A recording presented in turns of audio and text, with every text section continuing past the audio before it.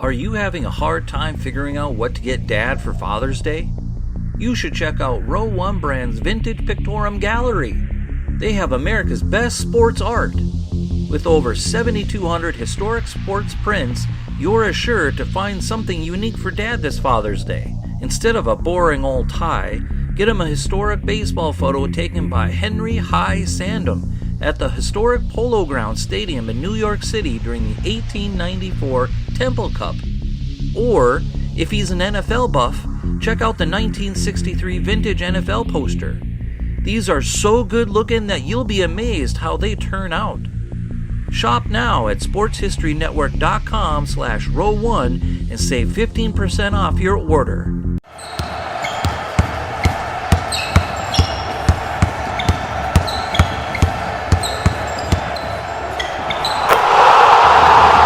This is Basketball History 101 with Loayza. Welcome back to Basketball History 101, part of the Sports History Network. I am your host, Loayza, and this is the podcast we bring to life some of the forgotten stories from basketball history. We are bringing old school basketball to a new school audience. And today we bring you a profile on Walt Clyde Frazier, arguably the coolest man who ever played in the NBA. In fact, he wrote the book on cool, and I mean that literally. He actually wrote a book back in 1974 called Rockin Steady, a guide to basketball and cool. Even his nickname Clyde had to do with how cool he is. During his rookie year with the Knicks, he bought a wide-brimmed hat on a road trip to Baltimore to play the Bullets, and he began to wear that hat around in New York. Most of his teammates made fun of him because nobody wore a hat like that. He almost stopped wearing it out of peer pressure, but then he decided that he did not care what others thought of him, and he kept wearing it anyway, because he liked the way he looked in it, and his timing could not have been better. At the same time that he started wearing the wide-brimmed fedora, the movie Bonnie and Clyde came out about the famous couple and bank robbers, Bonnie Parker and Clyde Barrow. It was one of the most successful movies of 1967. It starred Faye Dunaway as Bonnie and Warren Beatty as Clyde. In that movie, Warren Beatty wore a wide-brimmed fedora, as was popular in the 1920s when the movie took place. Suddenly, wide-brimmed fedoras became popular again in the 1960s. Walt Frazier was ahead of the curve on that fashion trend. So, instead of making fun of him, his teammates started to call him Clyde, and the nickname stuck. But let me take you to the beginning of the story. Walt Frazier was born on March 29, 1945 in Atlanta, Georgia.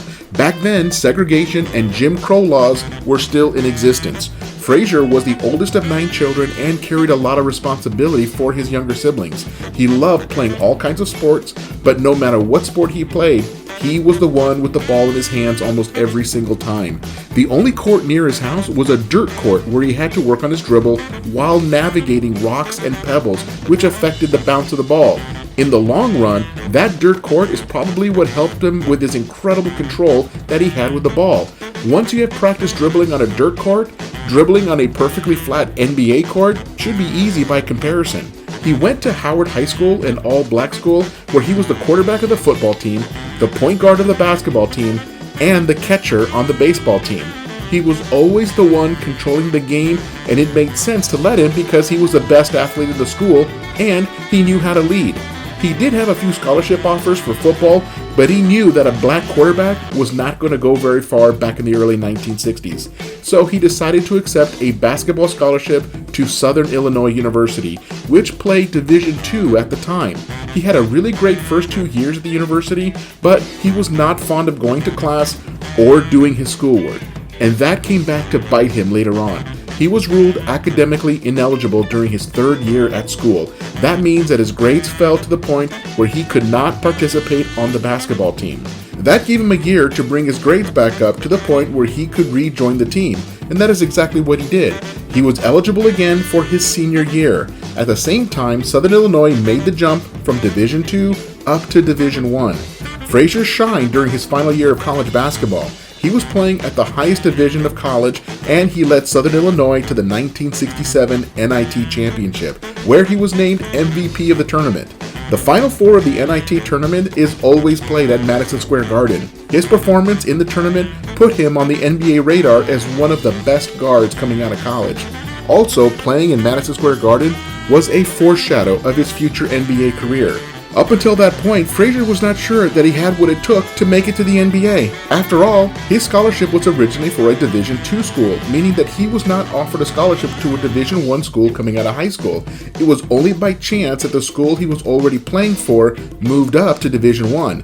Making the NBA back then was extremely difficult.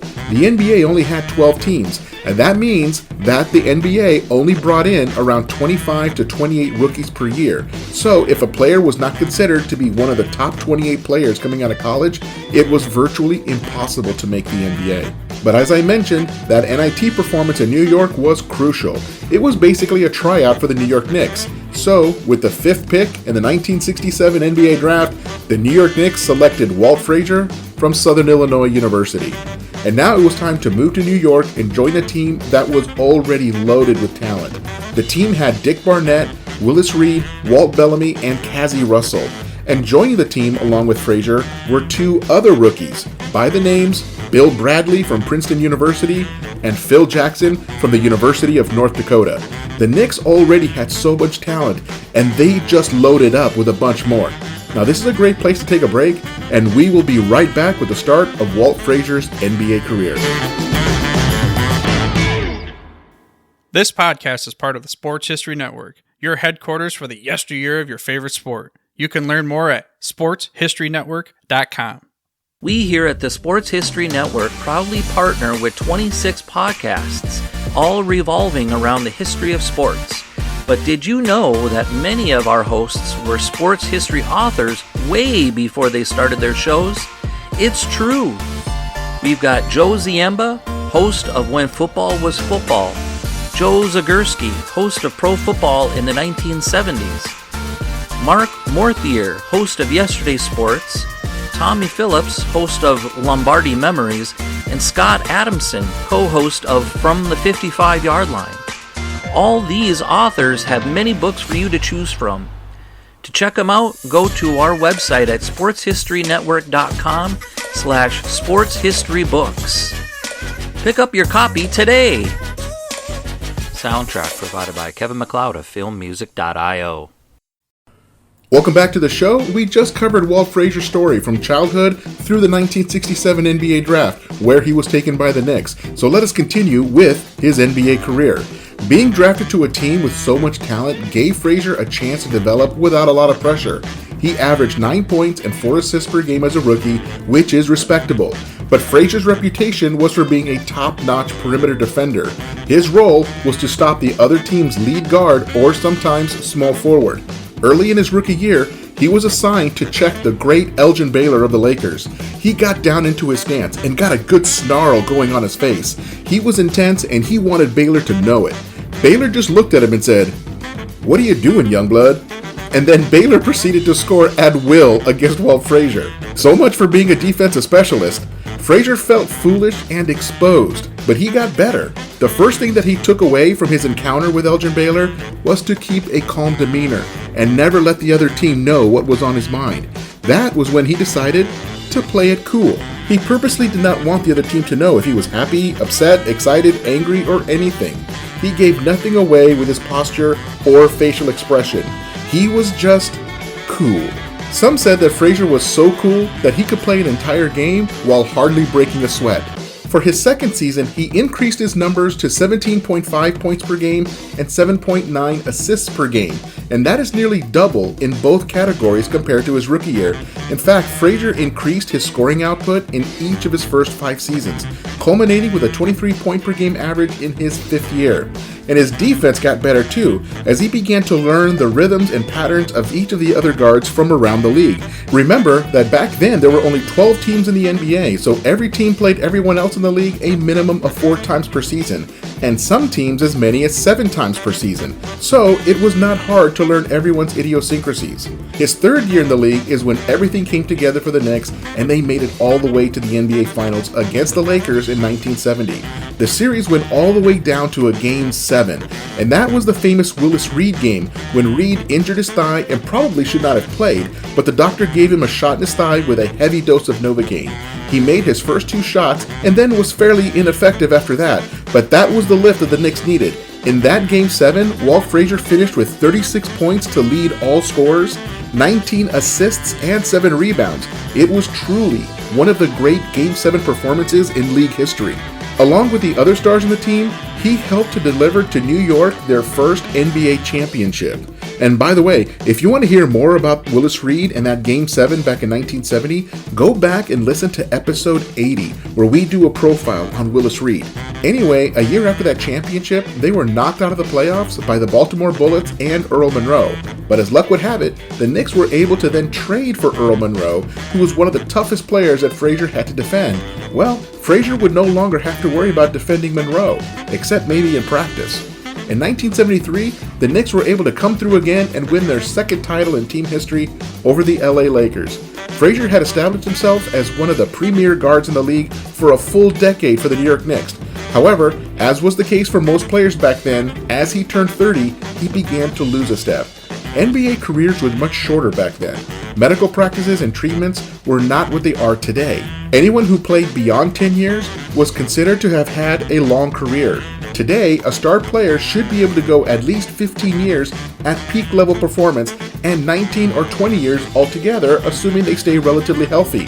So, with an aging Walt Frazier on their hands, the Knicks decided to trade him away to the Cleveland Cavaliers. Knicks fans howled. How in the world could they trade away a fan favorite and a future Hall of Famer? In all honesty, Frazier was beginning to suffer a series of injuries. In 3 years with the Cavaliers, he missed 180 games due to injury. As sad as it is to say, the Knicks made the right decision in retrospect. Of course, I am speaking purely from a basketball perspective. In real life, I think it's great when a team hangs on to an aging superstar just out of respect, if nothing else. And as he left the Knicks, he was the team's all-time leader in games played, minutes played, field goals made and attempted, free throws made and attempted, total points and assists. Based on those totals, it could have been said that Frazier was the greatest Knick of all time. Almost 45 years after he left the Knicks, Walt Frazier is still the Knicks' all-time leader in assists and triple-doubles. But retiring from the game was not the end for Walt Frazier. He was able to enter into some lucrative business ventures and went into broadcasting. He is still a commentator today for Knicks games on their television broadcasts. He will probably never say it, but I am sure that it bothers him that the team has never won a championship since he was one of the players. But I also want to get into another impact that Frazier had. In addition to having 2 championships and a Hall of Fame playing career, Frazier made a huge impact in fashion. During his playing days, Esquire magazine named him the country's best-dressed athlete, and that was something he was very proud of. He spent nearly half of his rookie salary on clothing. He was always the sharpest dresser in the league. He wore custom-tailored suits with wide lapels and those wide-brimmed fedoras. He bought a Rolls Royce with white wall tires and had it custom painted maroon and white. He called it the Clyde Mobile. Whatever he decided to wear was the latest thing to wear. He was a legitimate fashion icon. He was the Russell Westbrook of his day, except that Frazier looked cool, not ridiculous. Sometimes, I do not know what Westbrook is thinking. Anyway, Frazier's biggest contribution to fashion, in my opinion, was the Puma basketball shoe. Nearly the entire league had switched to Adidas when they came out with a leather shoe that was a huge advancement over the Converse Chuck Taylors. The founder and owner of Puma was the brother of the founder and owner of Adidas, and they hated each other. So once Adidas had captured nearly the entire NBA with its new basketball shoe, Puma decided to come out with their own version of a basketball shoe, and they signed the most fashionable player in the league to endorse them, Clyde Frazier. Every kid in New York had to have those Pumas. They were the first basketball shoe that had crossed over into a fashion statement. Puma also came out with a suede version of the shoe for retail sales, and that sent their sales into the stratosphere. Even if you look at the shoes today, they still look cool. In other words, Walt Frazier's Pumas were the Air Jordans before Air Jordan. Walt Frazier is still a fashion icon today. There is a website out there called Clyde is Fly that tracks what Frazier wears on Knicks broadcasts. And if you want to be as cool as Clyde Frazier, you only need to pick up a copy of the book I already mentioned, Rockin Steady, A Guide to Basketball and Cool. Not only does the book have detailed explanations of how he played defense and offense, it also has an entire chapter on looking good. He goes into detail on his skincare regimen. He even has instructions with illustrations on how to catch a fly out of midair. No joke. He talks about how he maintains his closet with a full inventory of his wardrobe. The book is a really fun read. Clyde Frazier was inducted in the Hall of Fame in 1987. He was a 7-time All-Star, a 2-time NBA champion, a 6-time All-NBA selection, a 7-time All-Defensive selection, and he made the 75th anniversary team that the NBA released earlier this season. He is truly one of the all-time greats in both basketball and fashion. So there you have it.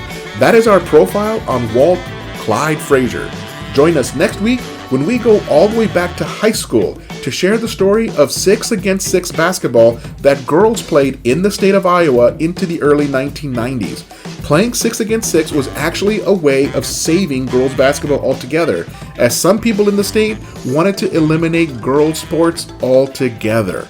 That's next time on Basketball History 101, part of the Sports History Network, the headquarters of Sports Yesteryear. Go to sportshistorynetwork.com to find out more about this and other sports history podcasts. If you like what you hear, please hit that subscribe button wherever you get your podcasts, and check out our page on Facebook.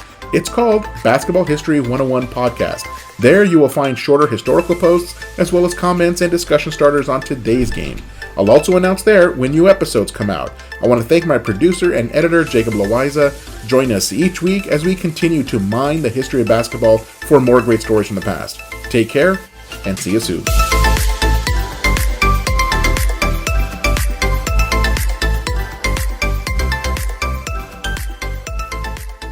At the Sports History Network, we're all about sports yesteryear, and so we're so pleased to introduce you to Row One, an online memorabilia gallery and shop that brings your sports history to life anywhere. The Row One gallery includes over 5,200 gorgeously reproduced prints of team posters, game program covers, game tickets, advertisements, and more in baseball, pro and college football, pro and college basketball, and more. And any gallery item may be printed in a variety of sizes on wood, metal, canvas, acrylic, or poster paper. And in Row One shop, check out the thousands more of unique items with a retro and historical designs dating back to 1876, including t-shirts, long sleeve shirts, phone cases, mugs, blankets, pillows, towels, and even shower curtains. Go to sportshistorynetwork.com, ROW1, for access to the full Row One catalog and for gallery prints and gift items, plus get a 15% discount off all prints on the Row One Pictorium Gallery with coupon code SHN15. Follow the link on the show notes.